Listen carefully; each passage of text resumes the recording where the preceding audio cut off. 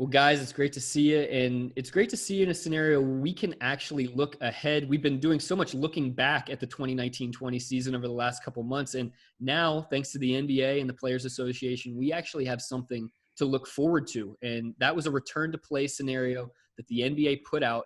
22 teams, 13 in the Western Conference, 9 in the Eastern Conference, heading down to Walt Disney World Resort in Orlando. The teams are going to play 8 regular season games. They're calling seeding games after having a bit of a training camp. There's going to be a play-in potentially, and then playoffs, just as we know them, but they're all going to be in this bubble down in Orlando. That means no home court advantage, but the Thunder being situated where they are, 8.5 games up on the current 8th seed in the West, they're guaranteed a playoff berth. So 10 of the last 11 years, the Thunder has made the playoffs. But most importantly, we're going to have a postseason. And guys, I want to know how this makes you feel, the fact that we're going to get some basketball to finish up this season.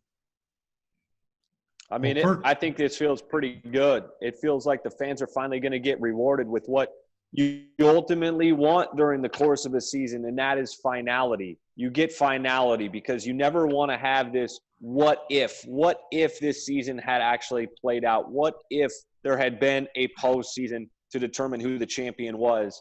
And you're going to get that, albeit in an unfamiliar, uncharted territory situation. But everybody that is a fan of this league is going to get rewarded one way or another because this effort has been put forth to make it happen between the league, between the owners, between the players, the compromise. They all deserve credit, and the fans, the players, all of us are the beneficiaries. And a lot of that credit has to go to Chris Paul. A lot of that credit has to go to his relationship with Adam Silver that's been built over the years, the capital between the two, the line of communication, and they're hopefully going to be able to make this happen with all the risks involved, and everybody gets rewarded. I think it's a great feeling. I think it's good for the organization. It's good for all the fans in the NBA.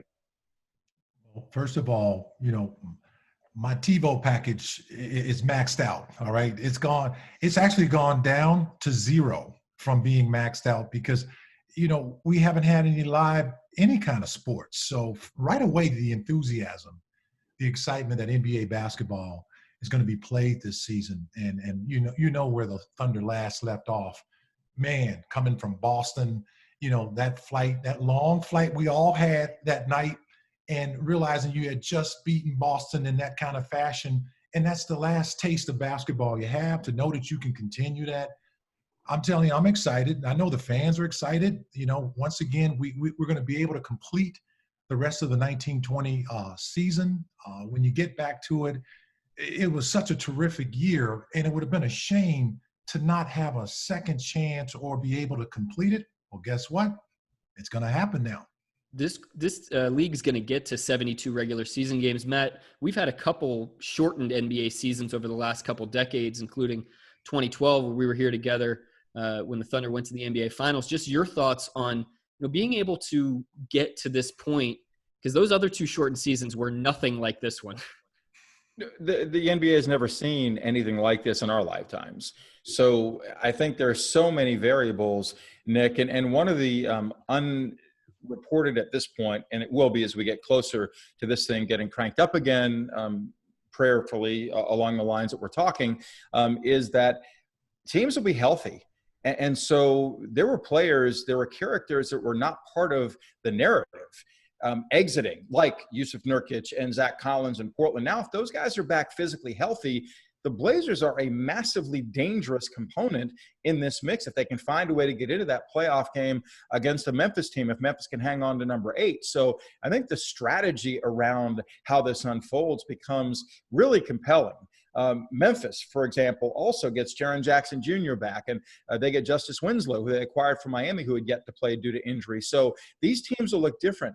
And along those same lines, what sort of condition will these guys be in? We know their minds will be fresh, but where will their minds be focused? Will they be focused on continued concerns about health, or will they have conditioned their bodies to the point that they're ready to go in those 8 regular season games? There are a lot of variables, there are a lot of unknowns right now that I think are going to make for some fascinating content to what the season is going to look like down the stretch here. Matt, you mentioned those seeding games, and obviously they are just chock full of importance for the teams that are hanging on the periphery. But for the Thunder, they're going to be crucial too. I mean, these are 8 opportunities to gear yourself back up, get yourself ready. for postseason basketball. And they're probably going to see some teams that were slated to be on that schedule to end the season. And there weren't a lot of cupcakes, especially amongst the teams that are going to be down there in Orlando. The likes of Denver and both the LA teams, Miami, these are all potential partners in that 8-team group. What do you think that the Thunder is going to have to do in those 8 games in order to be ready for the postseason? Well, I think I can speak for all of us. Normally, we all love LA. I say at all costs, avoid LA when it comes to round 1 of the playoffs. So whatever that takes, I think every other team that could be a potential round 1 opponent for this Thunder team, they match up reasonably well with. They have the chutzpah, I think, to hang in a first round series and potentially advance to a second round. But both LA teams are just chock full of talent top to bottom on the roster. They have aspects of what they bring, especially the Clippers being fully healthy, that I think are nightmarish for a team in a round 1 setting. So if they can avoid the 7 or the 8 spot going into round 1 of the playoffs, to me, guys, that should be their objective. To follow up a couple of points from you guys, and Michael, you had mentioned that game in Boston. It's been about 145 days since the Thunder last played. 145 days going to July 31st when they potentially would be playing their first game. That's 4.5 months. That's an entire offseason almost for some teams during the course of the summer. The biggest emphasis for me in those 8 games, yes, the seeding, and you certainly want to avoid some teams, but you want to find that rhythm. You want to find that togetherness. And that's one thing that this team talked about really throughout the course of the year was how close they are. Can they pick that up quickly going into what is going to be a rapid fire situation where you're playing a game every other day? Now, the good news is, unlike a regular offseason, the personnel is going to remain the same. They don't have new guys coming in. They're going to have some familiarity with the guys that they've been playing with over those last couple of years, which might help them find that rhythm going into those pressure moments, going into those big competitive games that are going to be the postseason. 8 games is not a very long runway, but it's long enough. And so you want to get that rhythm, you want to get that feel back, you want to find those roles once again, and you certainly, as Matt said, don't want to play the LA teams because they are probably the toughest matchups. Mike, you've been in those huddles. If you go 3-0 or 2-0 or 0-2 or 0-3 in those first couple games coming back, how do you maintain an even keel through the rest of those 8 games as you're leading into the postseason? I could see this being a really interesting dynamic in terms of what happens at the start of this. Well, I'm going to speak from a Thunder point of view because we have firsthand experience. You go 0-6, no problem to start the season. You remember this year, the Thunder was so successful as the season wore on, we forgot about how far away they were at the start of the season. All the unanswered question, pretty much what you're kind of facing a little bit this second time around. 8 new faces, 8 returning faces, losing iconic players over the last couple of seasons.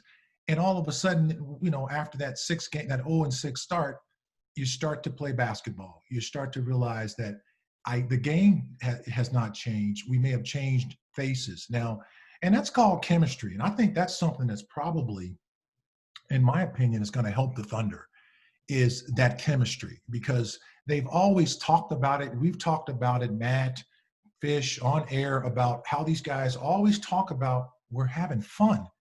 That's the one thing about fun, man. You don't have to work, too long together to have fun. And I think that whole memory of the season, even though Fish, is a good point you brought up, it's going to be almost 4 months by the time they would have played their first game since, this pandemic and suspension of season. But it doesn't matter. I think that'll all come back to them, because I like the fact that, correct me if I'm wrong, they're going to be starting training camp possibly at the end of this month, which would really give them a month, basically, to have a training camp. That's unheard of. Now, in the early days, Matt Pinto, you remember, in the 80s, we had a month-long training camp before we played our first preseason game. Yeah. And I think in this case, it's going to be really great for a lot of the teams to utilize that time to see where the conditioning is individually and where the conditioning is as a team. This is what I don't know, and I think this will be answered as we get closer, but will we see full-on practices in training camp, or will there be more mitigated, smaller groups of players together in, I don't know, 3-on-2s or, just going through drills. I'm curious about that. I know that the sense has been that won't happen in the specific markets before the teams get to Orlando. But once they get to Orlando, how much will teams have to be holding back in terms of full contact practices? That's an unanswered question right now. So that's why there's just so many variables, Nick, that it's difficult to get a sense of how this is going to actually look or play out. One of those variables, and I want to touch on this as our last topic, is there's 5-6 teams that the Thunder could potentially play in the first round here. And Michael, going into those last weeks of the season, that it's completely up in the air who you might play in that first round. What is that feeling like when you're going in and this Thunder team, they don't know if they're going to play the Clippers, Denver, Utah, Houston, potentially Dallas. It could be anywhere from 2 to 7 that this Thunder team could fall at the end of this. Well, first of all, these are teams you've beaten during the regular season. And second, you got tape on these teams that you watch. I mean, I think that, obviously there's a physical presence that you have to address when players have been out for 4 months. But there's also, the usage of videotape, to be able to look at some of these teams, potential teams, as you get closer to July 31st, because it's so much is up in the air. But then again, if you think about training camp always starts with a lot of unknowns. You don't know, well, you may know who your first opponent is going to be in the season because it's scheduled, but you really don't care because it's so far out. And I think that when you can start, to put the team back together, I think this is where the leadership on this team is really going to help the Thunder. The Chris Pauls, the Danilo Gallinari, Steven Adams.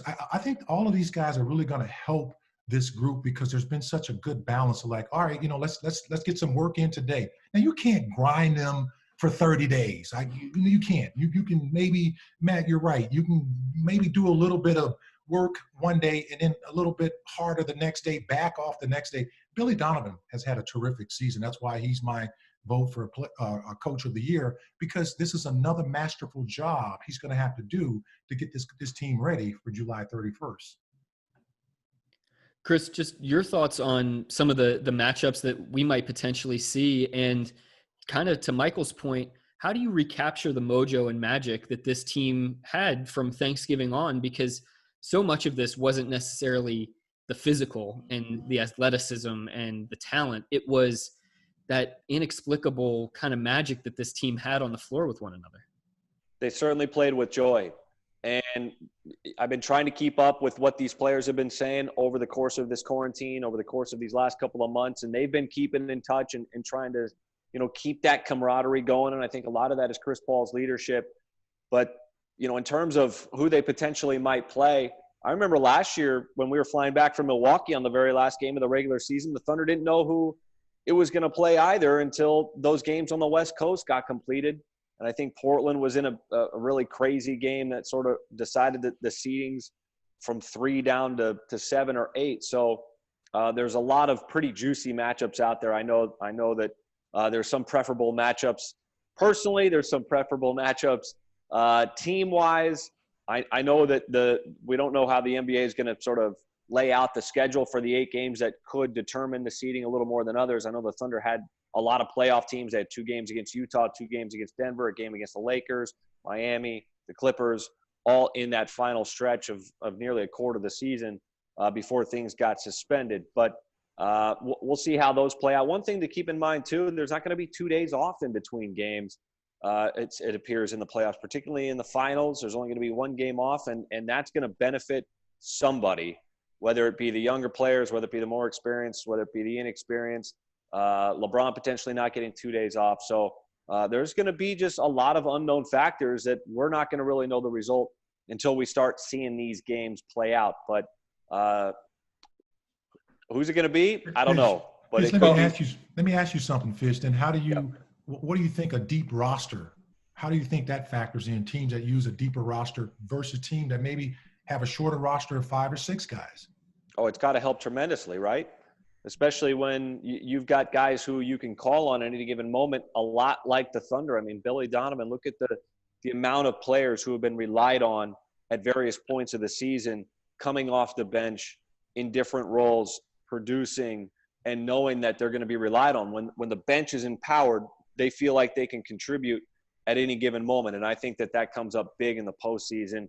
And to Matt's point, some of these guys are going to be healthier. Some of these guys are going to be coming in fresh. It's going to be like the beginning of the season. You just hope that you can recapture that joy that you were playing with in March and February and January that resulted in winning games and can translate into the postseason, into the high leverage situations. I understand the conceptual concern there. I'm not concerned at all about that. I think this team, the way that it fit, the veteran leadership, I think that's going to fall into place beautifully. And I think, honestly, that teams can shorten their rotations because you're playing every other day, you're not traveling. I think a lot of the circumstances that influence widening that rotation during the regular season are now gone. So this is going to be more pure basketball. Now, we don't have any idea how this virus is going to impact all of this. If a player comes down with it, all of a sudden now your depth is called into question, especially if it's a star player.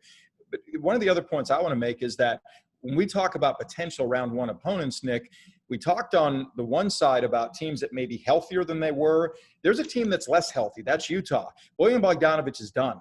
That's a significant loss for them based on a knee injury he suffered, has had surgery. He will not come back and play for them. And you also have the component there of Gobert and Donovan Mitchell being sideways over, each contracting coronavirus, and one maybe being more responsible for that happening and concerning the team. So I don't know what the state of the Jazz will be, but I think given the things I just mentioned, that's a team that I can't imagine others are not going to be gunning for as a round one opponent. I think they're a little disheveled right now.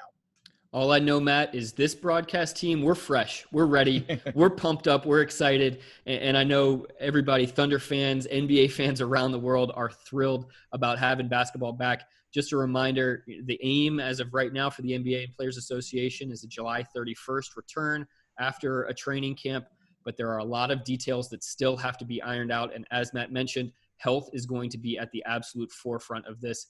Guys, thanks so much for joining me today. I'm sure we're going to get back together here sometime soon to keep chatting about all these possibilities that are coming down the pipe.